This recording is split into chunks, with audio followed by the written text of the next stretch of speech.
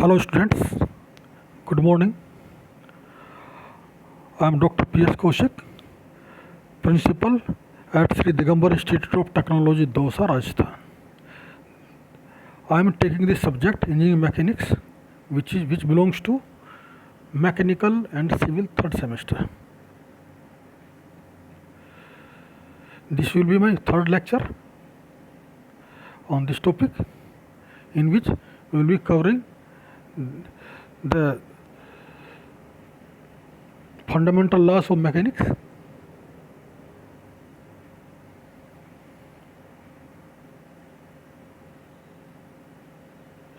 So let us first recapitulation from the last lectures. What we had done in last lecture, let us get into that. That is the introduction of engineering mechanics, where we studied that engineering mechanics is the subject of applied engineering, which belongs to mechanical and civil branch. Here, mechanics deals with the subject in which a matter is being applied with the force and moment. The effect of moment and force on a matter is studied in the subject. Then this mechanics is further subdivided into mechanics of solid and mechanics of fluids. So our subject concerned was mechanics of solids. Then this mechanics of solid was again subdivided into mechanics of rigid body and mechanics of deformable body. This mechanics of rigid body, we call it generally engineering mechanics, whereas mechanics of deformable body, we call it strength of material. As per the subject point of view, we will be dealing with both mechanics of rigid body as well as mechanics of deformable body. Further classification was static and dynamics. Static, when the rigid body remains at rest and we apply force or moment and study the effects on this, then it is called engineering mechanics of at statics, we call it. Then dynamics, when body is in motion. It is further divided into kinetics and kinematics. Then a concept of rigid body was introduced into it, because it is the basic assumption of engineering mechanics that body is considered as rigid. As it is, no body is perfectly rigid. It deforms a bit more or less depending upon the structure of solid body. Then rigid body, we define it that irrespective of the force or moment applied, if there is no deformation in the body in the form of dimensional changes or structure changes, then we call it as a rigid body. Then we again define the basic assumptions in engineering mechanics. There are 4 basic assumptions. That number 1, already we have introduced that body is rigid. Then number 2 was that force applied is point force. Then 3rd was that body is considered as particle when analyzing it, and body is considered as continuous body or concept of continuum. We explained it in details in the last lecture. Now, there are 6 fundamental laws of mechanics. That is Newton's first law, Newton's second law, Newton's third law, Newton's universal law of gravitation, then principle of transmissibility or law of transmissibility, then parallelogram law of forces.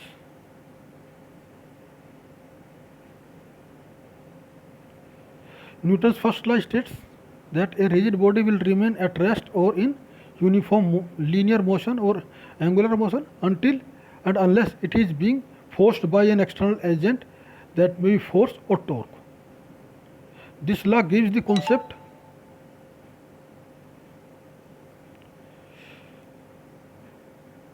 of inertia for both linear motion, that is inertia, and rotary motion as moment of inertia. We will be dealing it when the subject comes. The Newton's second law states that the rate of change of momentum, that is equal to the applied force. When we are dealing with the angular motion, then we call it the rate of change of angular momentum is equal to applied torque. So this second law concept connects the momentum with the external force, that is F equal to ma, or T is equal to I alpha, where F is force, m is mass, a is acceleration, T is torque, I is angular momentum, and alpha is the angular acceleration. Again, Newton's third law states that for every action there is always an equal and opposite reaction. Note that the action and reaction acts on different bodies, hence they do not cancel each other. Here you must have understood that these laws are equally applicable for both direct linear as well as angular motion. Newton's gravitational law, it states that every body in the universe attracts every other body with a force which is directly proportional to the product of their masses and inversely proportional to the square of the distance separating them. So mathematically it is proved that F is equal to capital G into m1 m2 upon r square, where G is the universal gravitational constant, whose value is 6.67 into 10 to the power minus 11 Newton meter square per kg square. And the line joining these two bodies is the line of action of the force between them. The force is attractive force.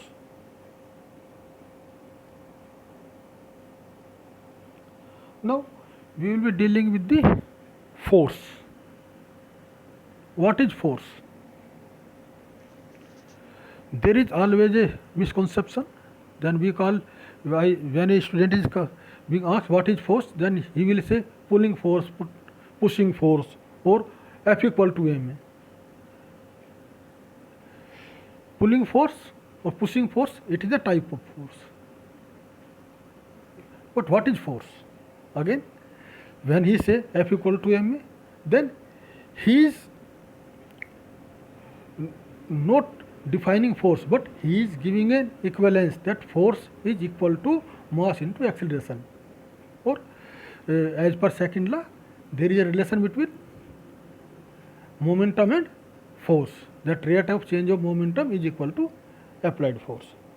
This is equivalence but not force. So let us understand what is force. It is being said that in engineering mechanics of rigid body, the force is defined as an agent or something which tends to change the state of rest or uniform motion of a rigid body. A force is completely defined when following four characteristics are clearly explained. What are these? That is magnitude, point of application, line of action, and the direction or orientation. What is the magnitude of force? That is in Newton. What is the point of application? From reference point, we have to define a reference from where we can say that it is at that distance from that point. Line of action and the direction or orientation. We will be going with an example on the next slide. Okay.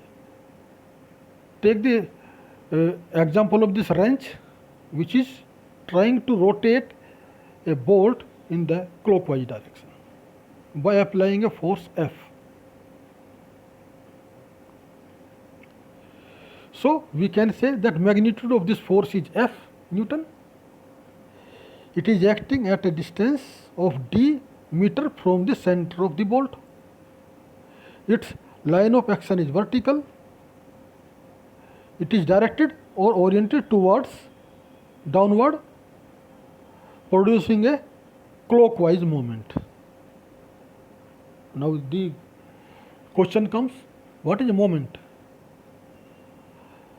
We can say the turning effect of a force is moment, which is equal to force into the shortest distance between the point of application and the turning point. That is moment center. Here P is the moment center, F is the force, and which is the shortest distance between the force and the moment center is d, and the moment is F into d here. We will be dealing it further, but let me give you a bit more clarification on this, that moment is of two types, that is turning moment and bending moment. Turning moment is called torque, and bending moment is already gone, that is bending moment itself, which is normally shown by M, and the turning moment is normally designated by capital T. Unit is same for them, that is Newton meter. Okay. Now again another example. A ladder weighing 90 kg, that is 900 Newton, is standing against a wall, making an angle of 70 degree from the horizontal, and a man weighing 75 kg is standing on it at a distance of 1.5 meter from the bottom end A. Hence, the four characteristics of the force due to weight of man are: magnitude 750 Newton, point of application 1.5 meter from A, line of action vertical, orientation or direction downwards towards the center of the earth. And if we take the case of ladder weight, as we know, it will be acting at the centroid of the ladder, that is center, which is 2.5 meter from point A. So we can say the magnitude is 900 Newton, point of application is 2.5 meter from A, and the line of action, that is vertical and oriented towards the center of the earth.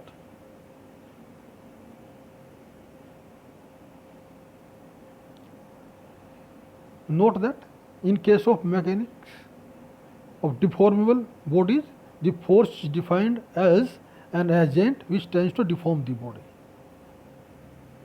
When we recapitulate in mechanics, we call it an agent which tends to change the state of rest or uniform motion of the body.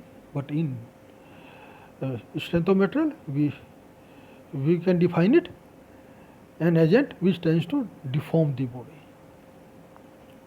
The vector sum of the number of forces in mechanics of rigid body is called the resultant, whereas the vector sum of number of forces in mechanics of deformable body, we call it load. Effect of a force. The force may produce one or more of the following effects. Number one, it may change the state of rest or motion of a body. If a body is at rest, or the force may set it in motion, and if a body is already in motion, the force may accelerate or deaccelerate it. So, number two, it may give rise to the internal stress in the body on which it acts.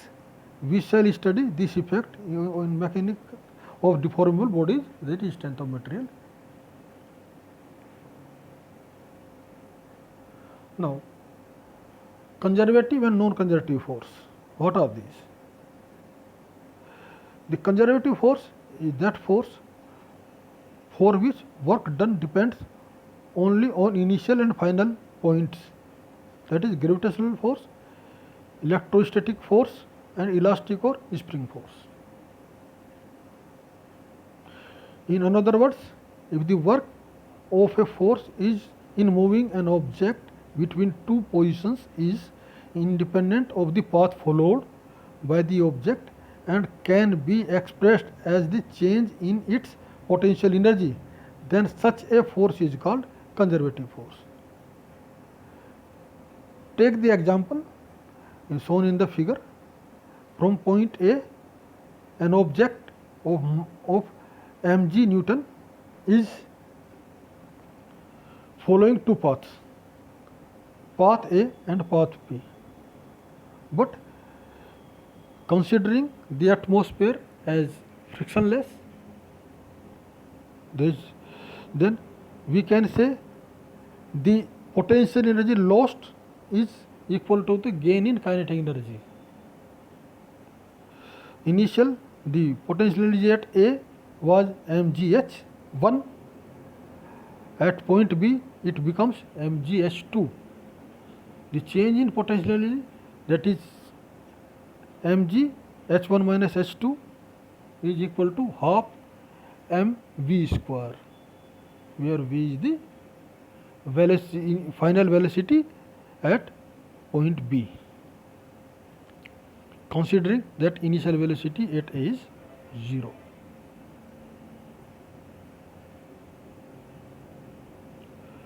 Non-conservative force. The non-conservative force is the one for which the work done or the kinetic energy depends on other factors such as the velocity and the path taken or followed by the object. For example, frictional force. Further explanation. In other words, moving an object from one point to another point under the influence of a force requires some work. If at the end of the process the total energy of our particle is conserved, that is, total energy of an isolated system remains constant irrespective of whatever internal changes may take place, with the energy disappearing in one form and reappearing in the another form.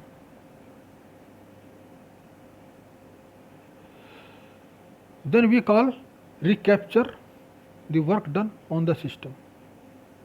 However, if the total energy is not conserved and is less than energy spent at the end of the process, then some energy was lost along the way or dissipated. Then a force is non-conservative force.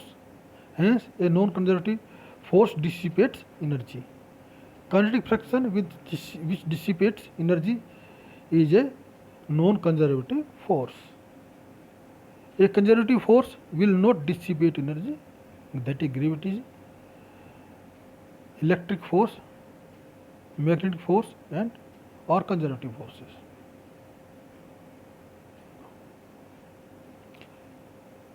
Now, the tension and compression means if force is tensile or compressive, how we will designate in a body.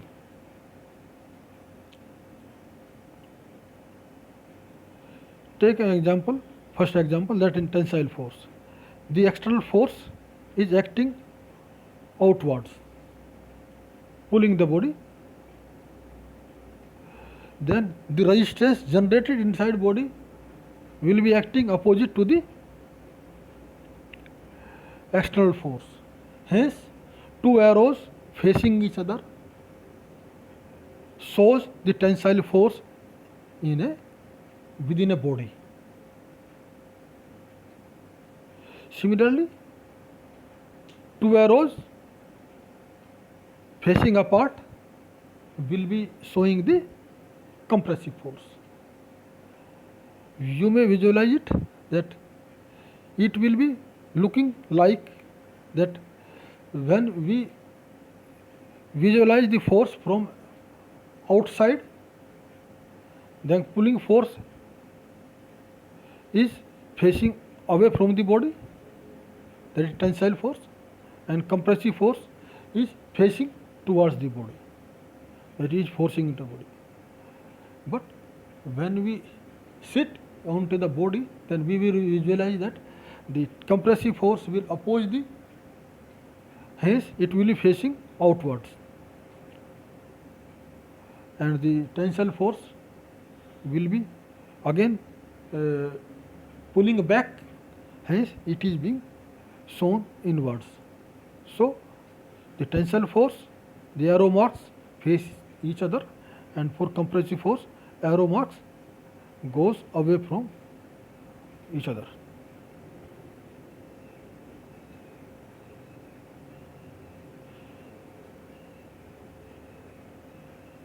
Thanks for watching this lecture.